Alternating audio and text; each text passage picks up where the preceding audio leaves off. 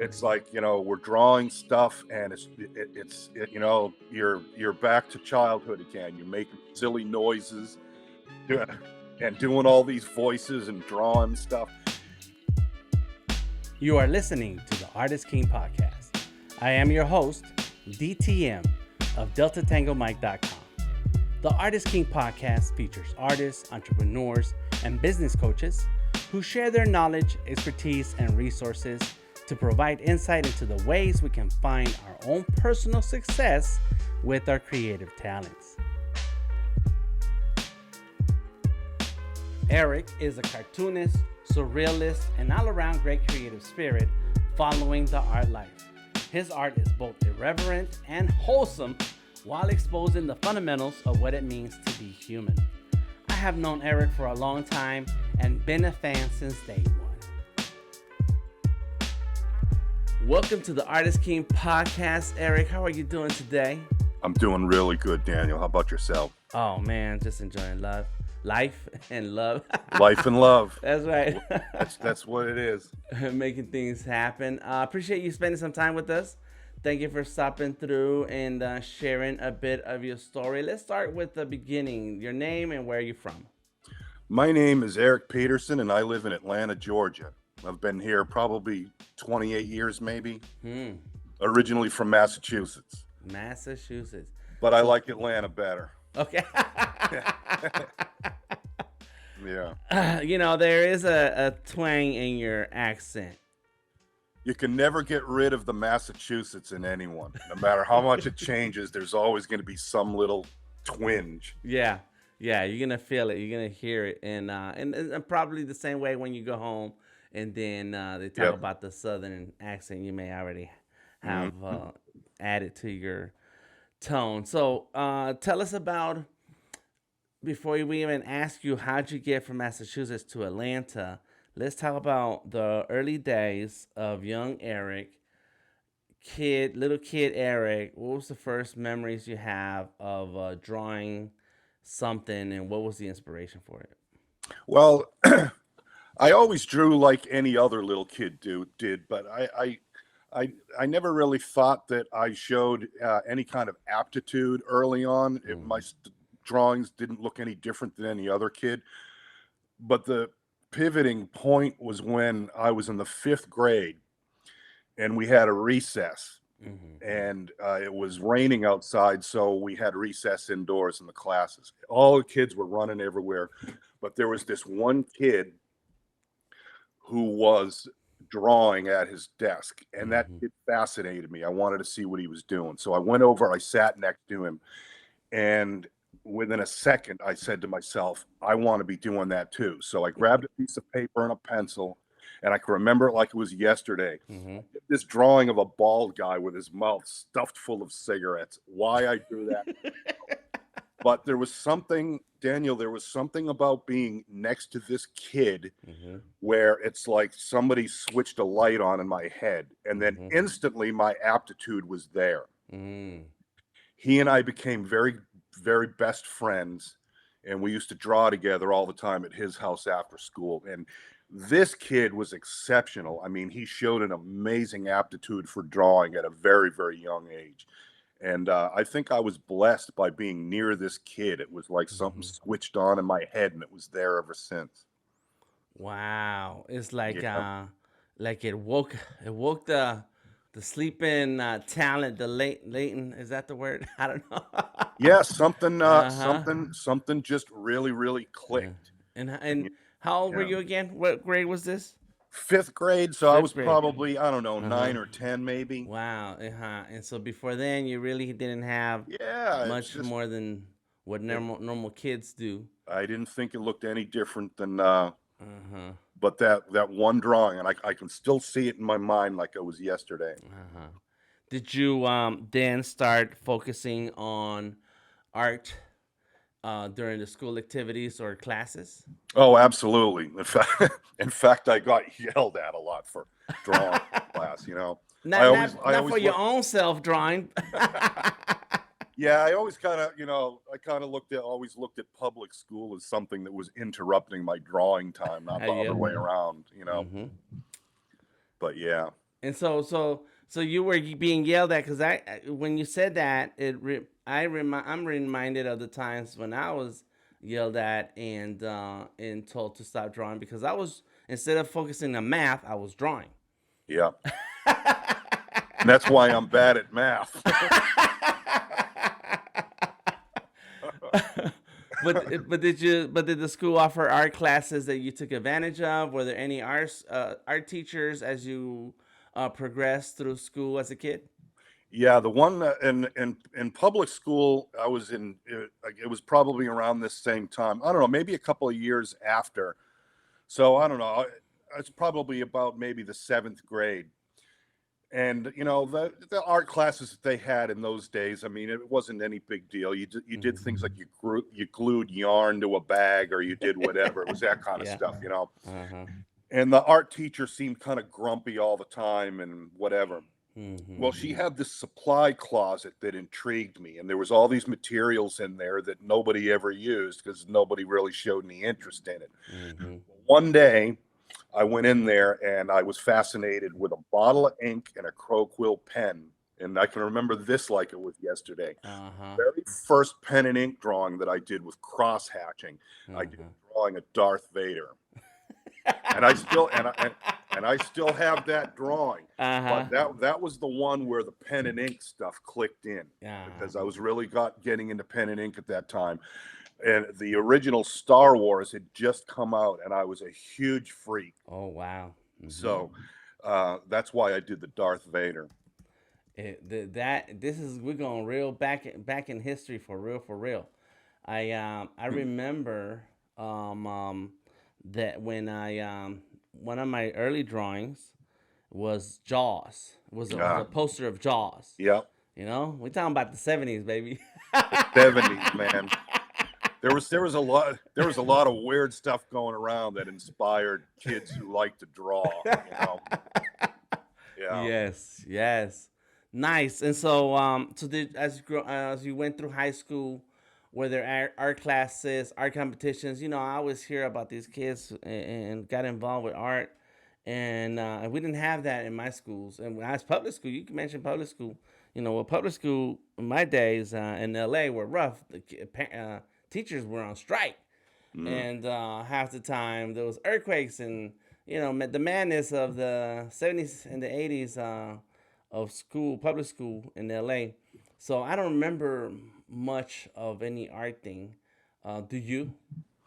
Well, but I was very fortunate that my grandmother was an oil painter. Mm-hmm. And when I started showing an aptitude and an interest in drawing, she was always signing me up for art classes all the time. And there was a local museum school that my grandmother also studied at. And, periodically she'd say, hey, if you're interested, there's a Saturday morning class from 10 to 12 noon Mm-hmm. for 6 weeks. Are you interested? And I'm like, yeah. So Mm-hmm. she'd sign me up, and I gravitated towards it right away. I really enjoyed being in a classroom, and it was aside from the drawing, it was a great experience because I was in a class of kids that were into it on a level that I was into it. Mm-hmm. Everyone Mm-hmm. that was there didn't just happen to be there. They wanted to be doing that. And we Yes. would draw still lives and all that other kinds of stuff. And I really admired and liked the teachers too, because they were all professional artists, and they Okay. enjoyed teaching. So they had a Mm-hmm. good attitude with the kids. And I did that for a lot of years when I was little. It was good. I loved the experience. Mm-hmm. That's good. That's great. That's what I tell parents today when they want to talk about their kids and their creative talents. Like, give them everything. Yep. Take them to places where there's gonna be art talk and drawing and somebody who's gonna show them something, teach them something, because that's what they need. They need to be around others who are just like them. Yeah. That's what It you makes need. a huge difference, I think. And, Mm-hmm. not everybody is gravitated towards a classroom setting. I've known a Right. lot of people that feel uncomfortable with it. Mm-hmm. And, I'm a strong believer in both. I think it's good to learn on your own, and you can learn a Mm-hmm. lot of things on your own. I certainly did. I learned a lot from books, and I learned a lot from looking at other artists. Right. But at the same time, on the flip side of that coin, there's just something about being in a classroom and stuff happens that does not happen when Mm-hmm. you're in your own space. Okay. Yes, that's right. Got to get your hands dirty. Got to get it dirty.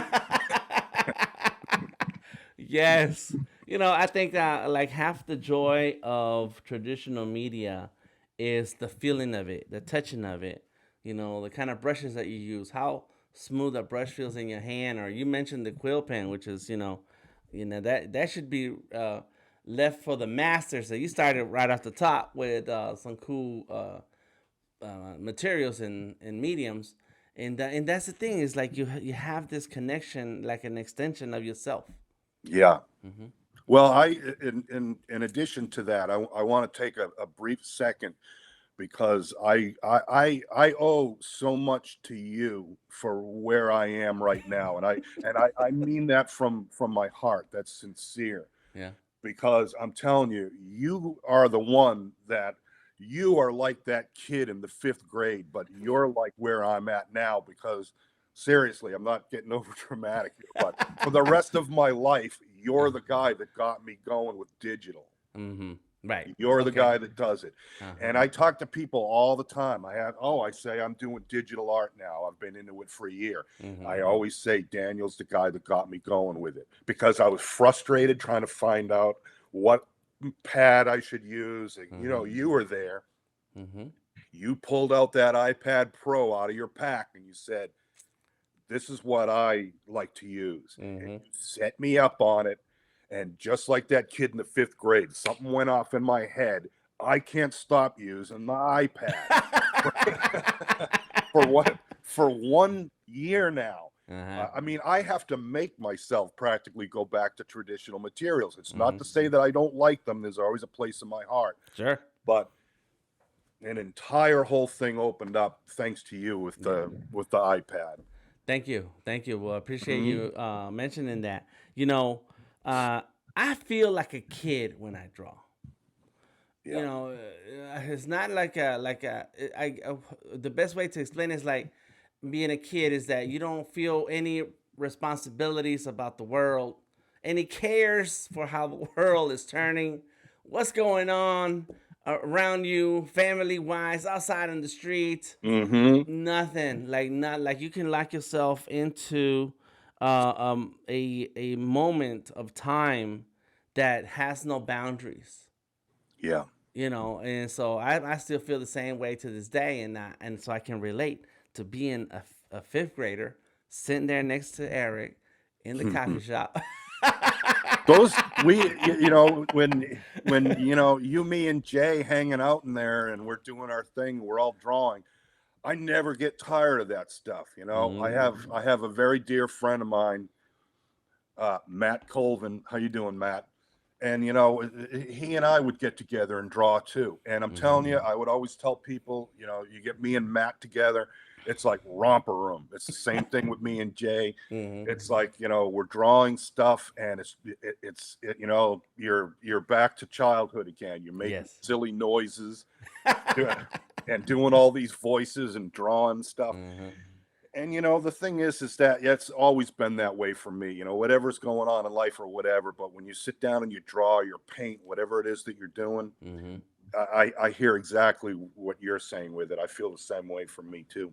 Nice, nice. It's man.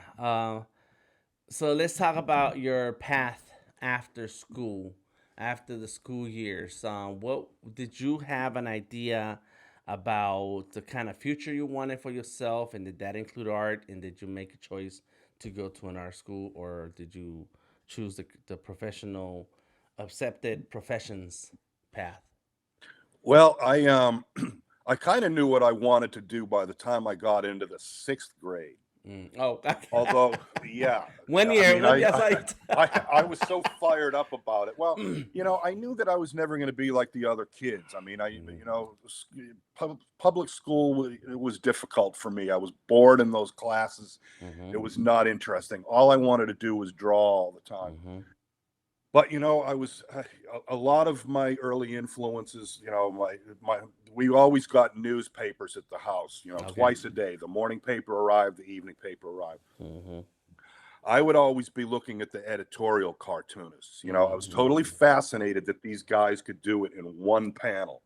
They didn't, but they that, and that was your Mm-hmm. statement. You either made it or Mm-hmm. died on the vine in that one drawing. Okay, Mm-hmm. I didn't understand the politics in those days, but a lot of the artists I was really digging. And I used to say to myself, somebody had to have paid these guys. There has to be a job for this. Mm-hmm. I don't know how I knew that, but somehow I kind of put it together. But there was nobody around that told me, well, you go to art school and you do this and you do that. Mm-hmm. So I knew I had it in my mind that I wanted to do something of some sort. And cartooning has always been my thing. I mean, I've done printmaking, I've done sculpting, I've done every other thing you can think of, but cartooning I'm compelled to do Mm-hmm. from the time I picked up a pencil. Cartooning I've been and I'm still that way. But long story short, by the time I got around my last year of high school, I started to figure out that art school was the way to go, and Mm-hmm. I did that, and it was a great experience. I mean, I loved being in art school. It was inspiring. I loved being around all the kids. I loved my teachers. It was a great experience for me.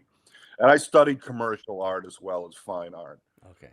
Okay. Did you go to school locally in Massachusetts or? Uh-huh. I did Okay. my first year at New England School of Art and Design, which was a wonderful school. Mm. But I knew by a lot of interviews that I read with my favorite cartoonists and illustrators that, I knew that the pathway to probably where I was going to go was most likely, if I was going to get a job, it would be advertising. Right. So I needed to learn a lot about certain things that Mm-hmm. at that time, New England School of Art and Design really didn't have. They had fashion design, they had photography, they had fine art, but I didn't Mm-hmm. really see anything for advertising or illustration or anything like that. So Mm-hmm. I switched to a smaller local school, which was about 2 blocks around the corner from there, Uh-huh. called Peterson School of Art, and I studied commercial art there. Yeah. Right. And that's I mentioned this in other podcasts with other interviews and artists conversations. And even I just had the same conversation a couple days ago where the graphic design is one of those professions where our artists of any medium will take a step into it because it's still related to art, but there's a pathway for a career, Hmm. for earning and stuff. And so I've been a forklift driver. I've worked in kitchens. I've been a cook. Like any of those things will pay your bills, but you're not related to art. Yeah, you for know, sure, for yeah. sure, for sure. So I can see that, and so here you are, young man, and still in Massachusetts. Now you did say earlier that Atlanta, you're better in Atlanta than in Massachusetts. Is that related to the weather? Well, no, what I think what I think it is that there's just something really magical about Atlanta. I know that Mm-hmm. probably sounds corny, but it's the best word that I can use to describe it because um, you know, I've just had I've just had an amazing time here. I mean, like when anybody's life, you have your ups and downs and stuff. But I was able to do a lot of so many different things here, particularly with art and music. I did music for a lot of years here in Atlanta. Mm. I'm a percussionist as well, and there's just a lot available here. Mm-hmm. A lot available here, and it doesn't. It can be on so many different levels. It's like when I started circulating in a lot of the art stuff here, I was amazed at how many underground galleries were available, and that kind of Mm-hmm. stuff I did not find available up in Boston. Mm-hmm. You know, um, you could have everything from one end of the spectrum to the other here in Atlanta, and you can hang any kind of work there. Some of the galleries are real professional looking. Some of them are holes in the walls. One of Uh-huh. the places I was able to sell more artwork was at the God, what was it? The Highlander, I think, over near Piedmont Park. I mean, it's Mm-hmm. practically and I mean this with respect. I mean, it's practically a biker bar. But Mm-hmm. every time they had art shows there, I sold work. It was great, and I could and I could hang work there that I would never get in anywhere else. Mm-hmm. So yeah, Atlanta is magic. There's a lot happening here. So artistic wise. And I love the diversity of everybody here. It's Mm-hmm. almost like the entire world is here in Atlanta. Mm-hmm. Everybody's from everywhere, and it's all Mm-hmm. here. Culture. Yes. All right. All right. Cultures, yeah. Yeah. I thought maybe you just didn't like the cold anymore, but Oh, I always, I always love the cold. I'm Nordic on my father's side, so the cold is in my blood. I love it. But see, I love it. I love Atlanta even more than the cold. Okay, there you go. So tell us about the time when you decided to move to Atlanta. What was that about? Were you following your career? Well, no, not really. I mean, I've been doing commercial art for a few years, and Mm-hmm.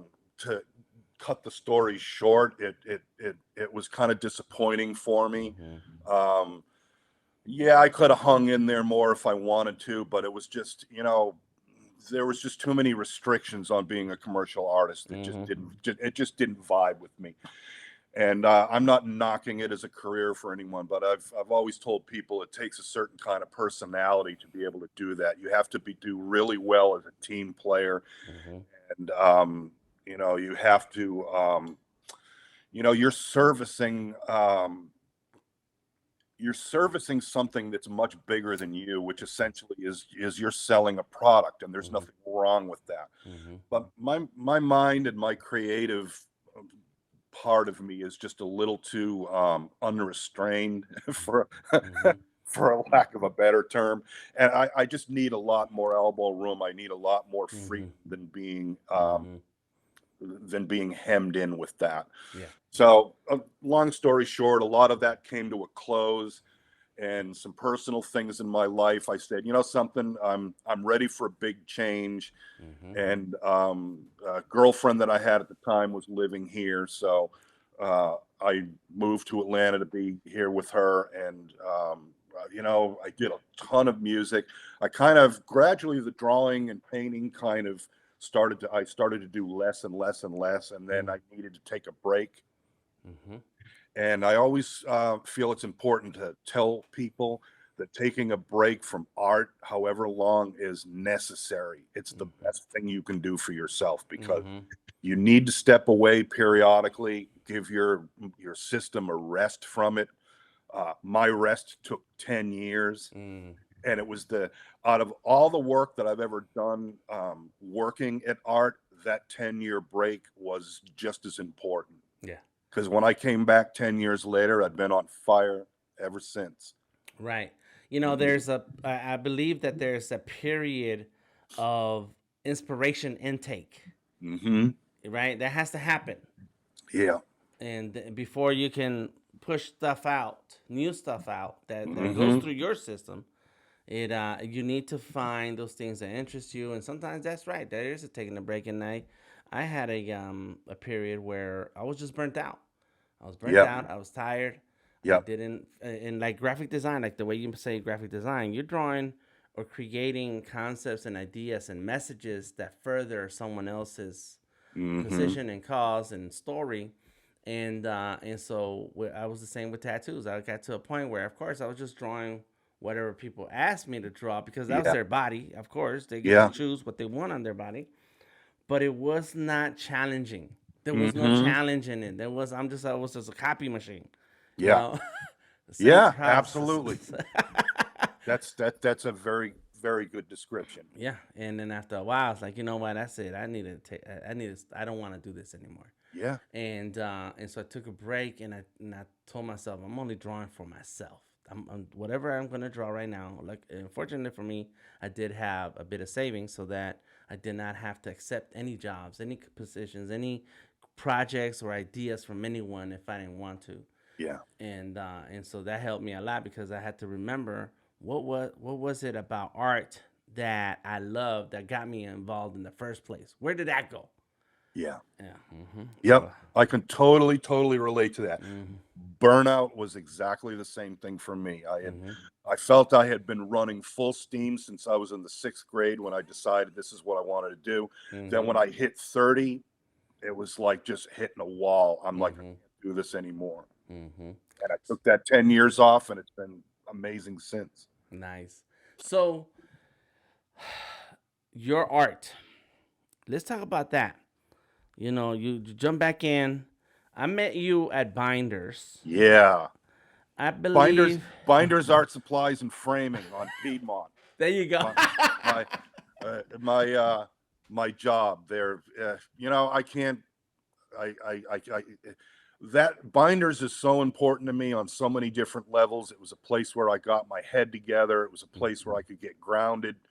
I can't say enough about it. Right. Sorry, I didn't mean to interrupt. No, we will say more about it. So yeah, we met at 'Cause- Binders. Yes, and now, did you work at Binders when it was on Piedmont off Ralph McGill? Is it Ralph McGill? What is Well, that? I started there. I worked initially at the Piedmont store. Dude, And, there was a Waffle House behind it. No, not on Piedmont, not that I know of. Not that I mean, one. there's long before my time there. They had stores all around Atlanta. Right. I first walked into Binders, especially because I had a friend's roommate who worked there, and they were where the Home Depot is now on Piedmont down the street. And there's a Home Depot now, and it's all changed, but the Waffle House is still there. And so the I don't know if it's the same Waffle House. In any case, is that's where Binders used to be. There was a plaza, and it was down below, and then the Waffle House was on top. So if you wanted to get to the Waffle House, you had to do a little curve going up. So you didn't work at that one. No. No, okay. So I knew Binders before you knew Binders. You knew Binders before I did. But interestingly enough, when I first moved to Atlanta, the very first art store that I went to, because I ran out of art supplies after my first, month or so here, and someone tipped me off to the nearest art store, but it was Binders up on Lindbergh. I think they were over in this section of where Zesto's used to be. Well, that's the one I'm talking about. Oh, okay, yeah. So no, I never. What did I say? Piedmont. That's Piedmont Road still, but it's in Lindbergh, across from the Lindbergh MARTA station. It was kind of diagonal. Yes. Exactly. Exactly. So you did go into the same store, right? So, right. But I only shopped there. Right. Okay. I wasn't working. You weren't working there. So fast forward 10 years later, and or longer than that, and then they had they moved into the space that was the Limelight. Right. The Kroger Disco Kroger. Kroger. Yeah. That used to be a Kroger store that turned into a nightclub. Yep. And it's back to being a Kroger. Yeah. It's strange history. Yeah, strange history. The ATL, baby. But you and I, before we first met in Binders all those years ago, we had talked briefly online because I was trying to network with lots of local artists. God, this is how long ago this was. I think you had a MySpace page. I did. Okay. And I did a search for Atlanta artists, and I liked what I saw of yours. And I sent you an email and some images and whatnot, and we wrote a few emails back and forth. And then it wasn't until you came in the store for the first time I recognized you from your MySpace page. So I introduced myself, and then that was that. But it's interesting talking about this, that there's these these pivotal points in my life where I keep running into you. You know what I mean? It's like you're sort of like this lighthouse that's out there Right. somewhere, and time Right. goes by, and then Mm. I find my way to the You light. align yourself again. I, Right. al- Right. I find my way to Daniel the lighthouse. Or the ghosts of Christmas art past, and then Yeah, the the art ghost. future. Yeah, yeah, One or yeah. the other. Oh man. Well, I remember. Yeah, so I wanted to remember, like, if I had seen you at that original binder store in Limburg, because I remember the tall guy with the ponytail. Oh yeah, David. He was super cool, chill guy. Every time you walk in, he was friendly. He helped you find stuff, and that was Yeah, a nice little tight store. It was yeah. not that big, but it had everything. Before that, I was already going to Pearls. Pearls was a Hmm. big art store. Oh my Oh god, yeah. that was a We had those playground. up in Massachusetts too. I used to Oh, go okay, there. I nice. used to go there. hmm Utrecht as well. Right, right. Mhm. Utrecht in Midtown. Now it's Blix, and so going to the stores, I always like. I mean, I can't help it. Not even now when I stop at I see an art store. When I travel and I'm in other cities, I find the art store. I said, we gotta go. We gotta go. If we're Yeah, traveling and driving, I can buy anything I want. But if we're flying, it's like, yeah. gotta be It's an careful. amazing experience. hmm The whole thing about the art store, and especially now in the age of technology, hmm everybody has their stuff on a phone. Right, right. And I'm telling you, working at binders, it's like there's so much that goes on there every day. Yeah. I'm always meeting someone, people that I've known for years. The phone comes out. They're like, I'm using molding paste right now, and it's blowing my mind. Oh wow. I've got this, relief surface on my canvas, and I'm adding this, and I can't stop. I'm up till 4 in the morning. Right. The whole 9 yards of it. And it's a hub of energy for sure. Yes. And that's the thing. That's what I like about going to an art store is that the people you run into, and I'm gonna talk about that in a second, but also just the smell and sights Yeah. of nonstop art Yep. uh, materials. I'm telling you that smell is an amazing thing. With the smell of art, in addition to all the visuals, it's like, you know, um, I always love saying, again, my grandma was an oil painter, and it's like, hmm people have memories of their grandmothers of like, oh, grandma would make me cookies or whatever, or any of this kind of stuff. But it's like, my memory of grandma is the smell of linseed oil and turpentine. Yeah, yeah. So every time I'm in the art store and I smell those smells, I think of my grandmother's studio. Yeah. And the first art stores I ever set foot in as a kid, my grandmother would say, I'm on my way to the art store. Do you need anything? I say, yeah. Oh, So she's like, all right, let's go. let's go. That's right. Let's Oh go. man. Let's do it. Let's do it. Well, those are the happy memories that I have of art materials in stores, and walking into binders. You would stop me and we would talk. Yeah. And let me tell you something. You are the guy and who is you're my fifth grader. Yeah. That where I would walk in and you start telling me about the latest markers, the latest pens, the latest pencils, something cool. And I would sit there and watch you and just nod, and then in my mind think, well, I don't care what kind of pencil it is. I'll take a number two pencil, because I didn't I go to love art. using those. Right, those are still cool. But I didn't go to art school. I didn't take any art classes. I took one art class in high school and I hated it, because of the structure and Yeah. what and the teacher, and maybe just my attention span. But and so I learned by doing and just grabbing whatever I could grab. Hmm. And so to me, the art store was super cool, great, but there was too much fancy stuff. Like, to me, it's like, that's fancy. What do I care about that?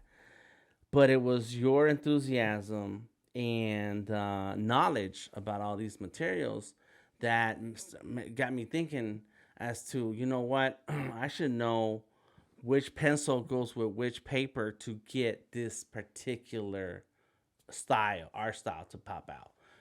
versus just any copy paper and a number two pencil. And there is a combination of things and quality to some of these tools.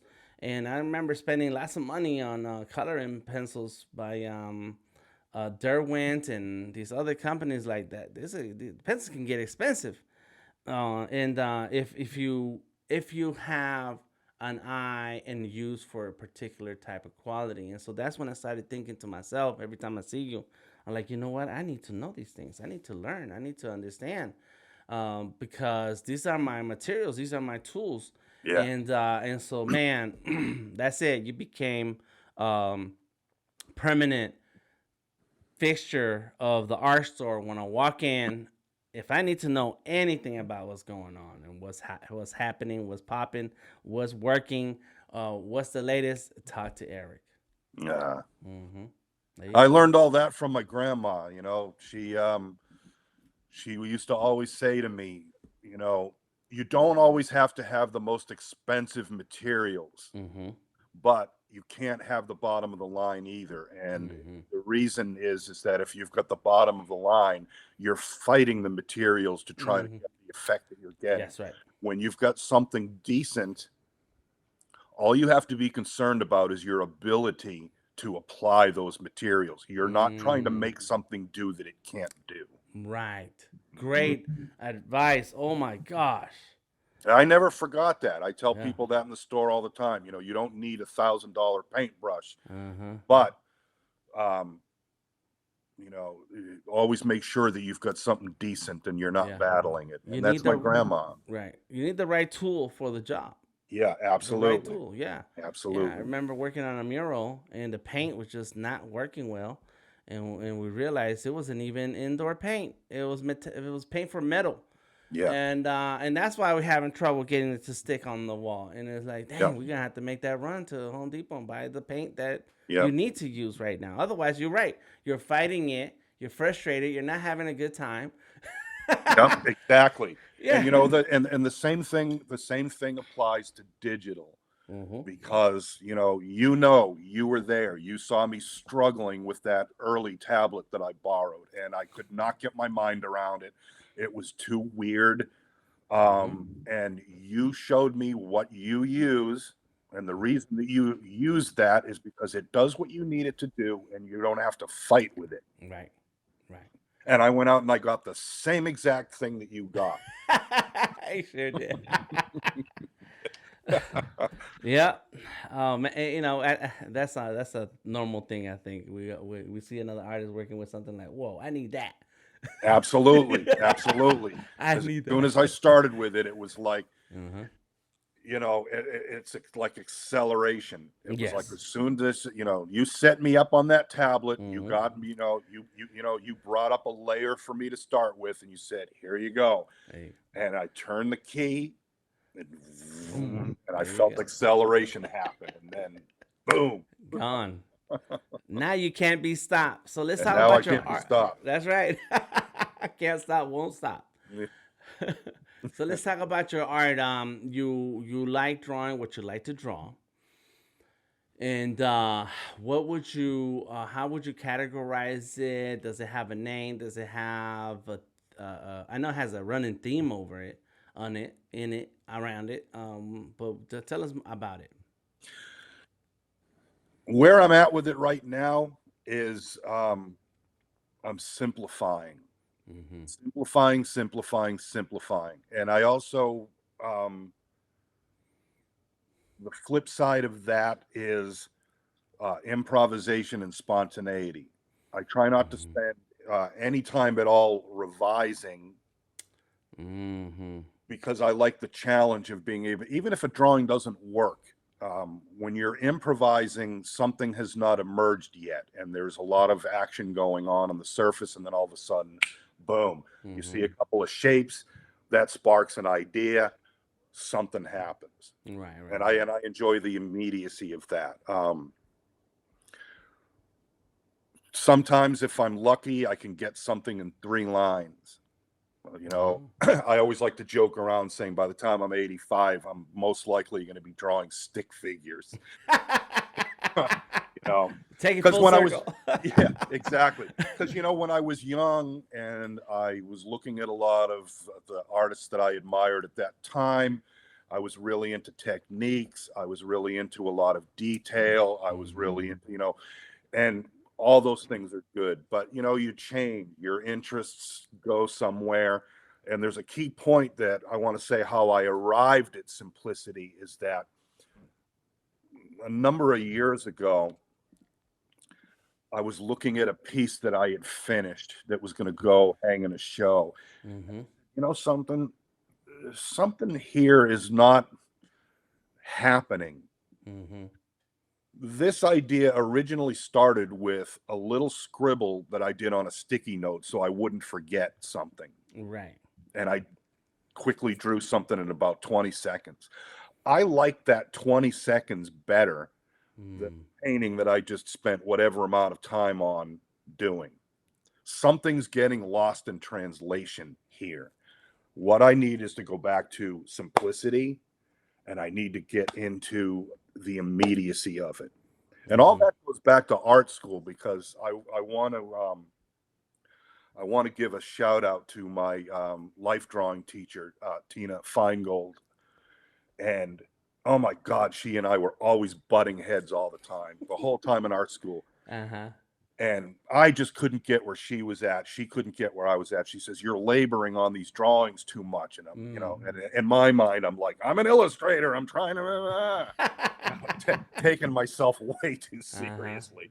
But anyway, finally, she comes up to me in my senior year, and I'm laboring on something. And she comes up to me and she says, very patiently and very quietly, she says, "Look," she says, "you know that you can draw, and I know that you can draw. Hmm. I want to see you make art. Hmm. I don't want to see you laboring on it." She Mm. said, "Look at the 30-second warm up gestures that you do." She said, "You nail it every time." She says, "You get the pose and you do it with the minimal amount of lines. Hmm. I want you to be," and she's the one that the first time I heard that phrase, she said, "Something's getting lost in the translation." Yeah. Yeah. And I never forgot that. And I think it might have been about 5 years ago. I'm always thinking of Tina all the time because I couldn't be where I'm at right now if it was not for that moment with her. I found her on the internet. I found her website. I mean, I haven't seen or talked to her in probably 35, 40 years, probably. Uh-huh. And I um, I wrote her an email and I thanked her for that. Mm. I said that was one of the most valuable art lessons I have ever had in my life, Yeah. and it stays with me constantly, Hmm. constantly. And those are the things. Again, um, you know, art school's not the end all and be all. Like I said, I learned a lot on my own, but I learned a lot by being around other artists too. So Yeah. Yeah. yeah. So No. Right. simplicity is where I'm at right now. Well, she recognized your talent and your style, Yeah. and just helped you refine it. And she says this and that. Yeah. I have artist mentors too, and W's one of them, and he's always telling me, "Hey, dude, if you were to try, and he's very nonchalant and calm. He ain't telling me what to do, but Yeah. the just a few words like, Yeah. interesting." Mentorship is a very effective thing, and Hmm. we all have people in our lives, and a very dear friend of mine, Hal Trafford, who was one of my art school teachers, and he was just a very pivotal person in my life. Hmm. It would take me a week to explain all of the millions of things that he has done in mentorship for me. Hmm. But I have a very specific memory of some of my early watercolor stuff where he had come up to me and he says, "No, no, no, no." He says, "Leave the puddle there." He says, "You keep absorbing these puddles." He says, "That's where the character is." He said, Wow. "Leave the puddle." Wow. That's good. So yeah, Hmm. yeah, And so your themes that run through your art, and I'm gonna mention this post you did up. You just put up on Facebook. the other day, I don't know how long it takes for me to see something when somebody posted on Facebook, but it said, and I'm paraphrasing. I'm glad I don't make money with my art because then I can draw whatever I want. I have the freedom, and it's like that's kind of like the opposite of what I want with my art, where I want to get paid to draw. And so sometimes you have to take on the direction, and we were just talking about graphic design. It's similar, and so the message is not your message. But I'm kind of I'm finding myself in the middle of the two extremes where I am getting paid to draw the things that I like to draw because the people who are paying me, they kind of like what I draw, you know. But tell me about what that means to you, and why did you say that? What is it that you're looking for in your drawings and your art talents? Freedom. Mm-hmm. I think it's great to make money. I love making money, and I love making money at with my art. Mm-hmm. I just don't want to draw other people's things. Mm-hmm. Um, I might not be able to retire off Mm-hmm. what I might earn, but the beautiful thing nowadays is that somebody sees something on Facebook or Instagram and they write to me to say, "Is this thing for sale?" Sure it is. Boom, boom. Yeah. I Got it. did something that I liked to do. I did something that I had fun doing. Mm-hmm. I have a hard time with art direction. Mm-hmm. So, to sort of refine uh, my answer to your question Sure. is that um, if I have somebody standing over my shoulder saying, "Can you make this blue instead of uh, lavender?" and I'm not really sure I like the way you drew his eyebrows. Can you change that?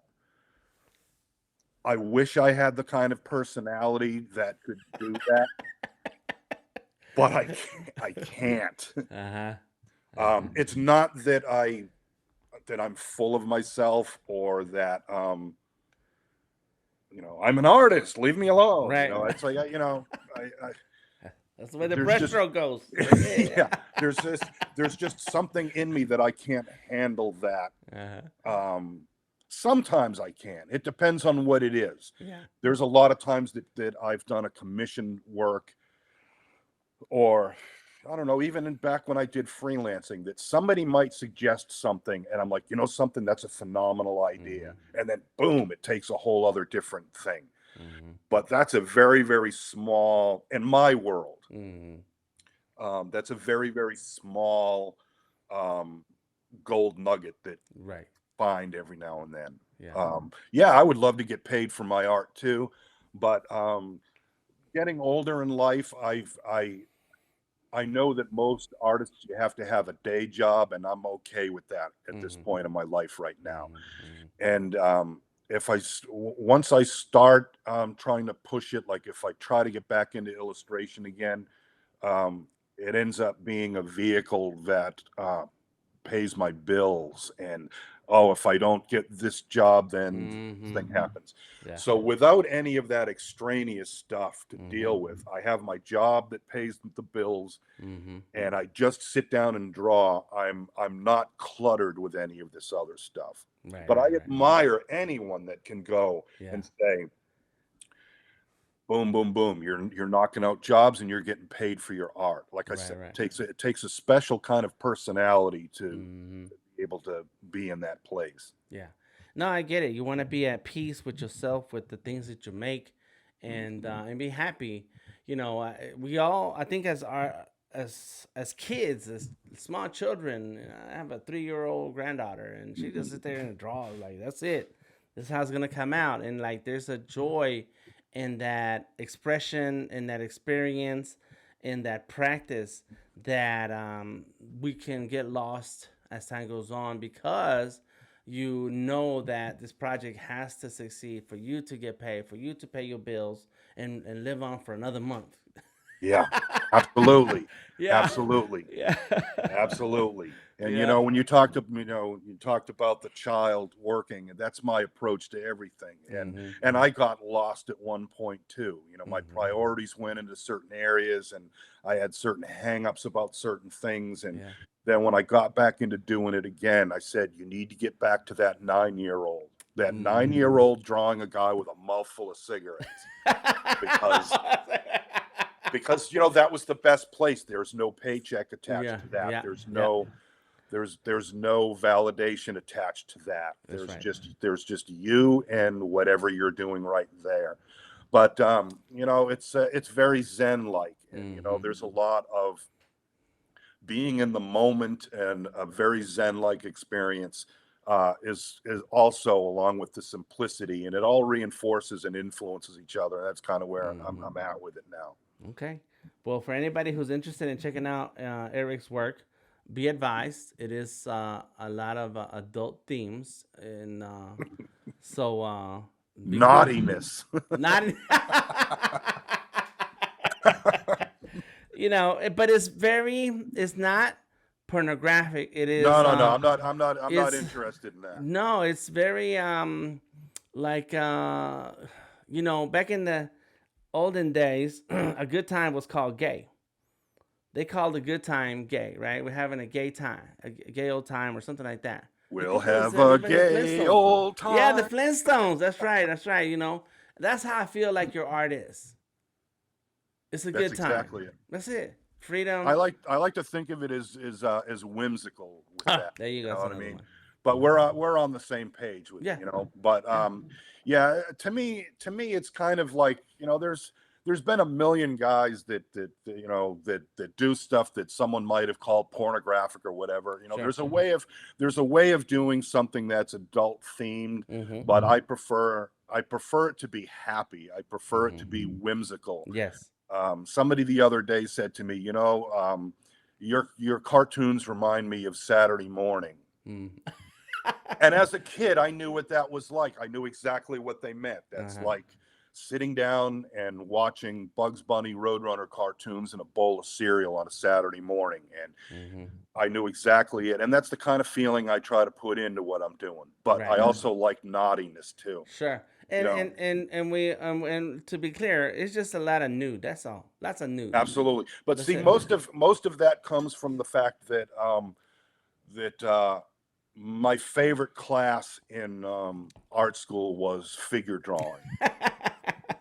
And whether they were nude or if they were wearing a snowsuit, the thing is that I am compelled by the human figure, and I love how expressive that body language is.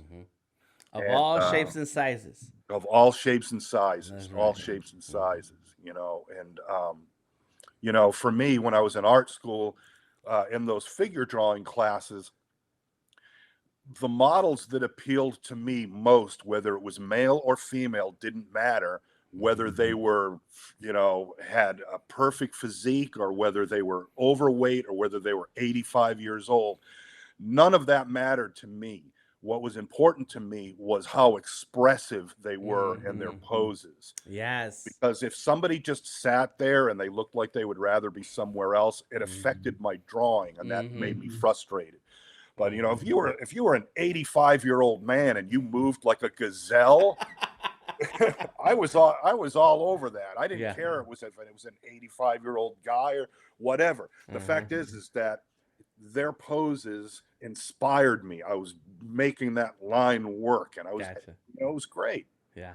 Did you do you have reference models for your work, or you go off the top of your head from all the experience in drawing figures? Mostly it's off the top of my head, but I'm a real supporter of using photo reference. If you need it, if there's a certain kind of thing that's not happening with what you're doing, like if I do a cartoon and it has a Scotsman playing a bagpipe, okay, I might not have in my head how the fingering looks on there, so I'll look for a photo and see how he's holding it. and how he's got the bag under one arm. Right. And, it helps. I mean, it was my commercial art study that got it into my head very early on that photo reference is good. Yes. It's not cheating and it's not whatever, Mm-hmm. it's an essential, photo reference is an essential tool. That's right. And I still like to use it. Oh, there you go. That's right. And still like that, man, I'm all for it. I'm all for it. It's Yep. it makes your drawing look more like what you mean it to look. Absolutely. That's it. Absolutely. That's all. Yep, for sure. Well, where can we find you on the internet, Eric? I know you mentioned Instagram. I'm on Instagram. Instagram is like all artwork that's on there. Facebook is just kind of my daily stream of conscious thing. Mm-hmm. It's like I put artwork on Facebook. I post a lot of music stuff on there. But my Instagram stuff is if you don't want to have to wade through all the other stuff and you just want to look at artwork, my Instagram is just artwork. Okay. And what's the name of the Instagram? Eric N. Peterson. Oh, N. ERIC and then middle initial N with a period, I think, and then Peterson. Yes, and I think it has. And just look for the sort of weird drawing I did on a pumpkin, which is the icon. Right. Yeah. And a bunch of whimsical drawings. Well, thank you so much for your time today, Eric. You're awesome. I love your story. I love talking to you. It's it feels motivating, bro. I want to get back to drawing now. I'm gonna do that as soon as we're done here. But I again, I can't thank you enough. You've been a beacon of light, to say the least. And you're my friend, and I admire you as an artist and what you do. And I just thank you for everything. Yeah, you're a great man. The Artist King podcast is made possible by the support of our sponsors, Azalea Creative Group, Sketchable Plus, and Visual Artworks. Once again, I am DTM, and I look forward to sharing the business of art with you. Until next time, stay creative.